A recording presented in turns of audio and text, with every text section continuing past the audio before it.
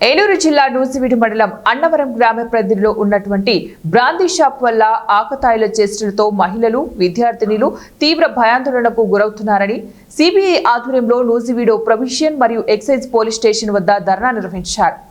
ఈ సందర్భంగా సిపిఐ నియోజకవర్గ కార్యదర్శి నిమ్మగడ్డ నరసింహ మాట్లాడుతూ రాష్ట్ర ప్రభుత్వానికి మహిళల రక్షణ కన్నా మద్యంపై వస్తున్న ఆదాయమే ముఖ్యమని విమర్శించారు।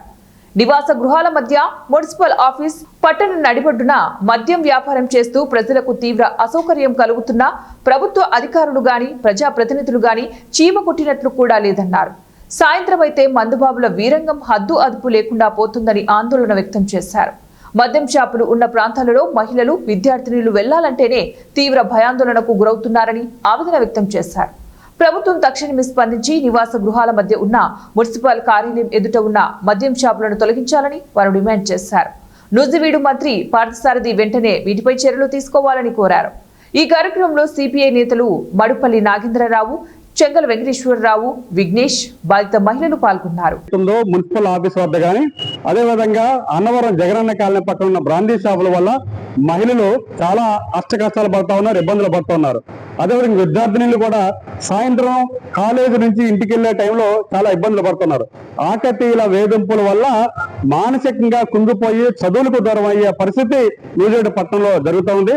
గతంలో నూజివీడు పట్టణంలో ఇటువంటి ఆకతాయిల వేధింపులు కానీ బ్రాందీ షాపుల వల్ల వస్తున్న ఇబ్బందులు కానీ లేవు। కానీ కూటమి ప్రభుత్వం వచ్చిన తర్వాత మద్యపానాన్ని నిషేధించకుండా మద్యం ద్వారా ఆదాయాన్ని పెంచి మహిళలకు రక్షణ లేని పరిస్థితి ఈ రాష్ట్రంలో జరుగుతూ ఉంది। స్థానిక మంత్రి గారు కొలుసు పార్థసారథి గారు వెంటనే జోక్యం చేసుకోవాలి। ముఖ్యంగా ఏంటంటే నూజివీడు పట్టణంలో నడుబొడ్డున మున్సిపల్ ఆఫీస్ ఎదురుగా ఉన్న బ్రాందీ షాప్ వల్ల సాయంత్రం 5 దగ్గర నుంచి రాత్రి 10 గంటల వరకు ట్రాఫిక్ ని క్రమబద్ధించడానికి చాలా కష్టాలు పడుతున్న పరిస్థితి కనిపిస్తా ఉంది। ఆకతాయిలు తాగేసి రోడ్ల మీద వచ్చి వీరంగం సృష్టించి ట్రాఫిక్ ని చాలా ఇబ్బంది పడుతూ ఉన్నారు।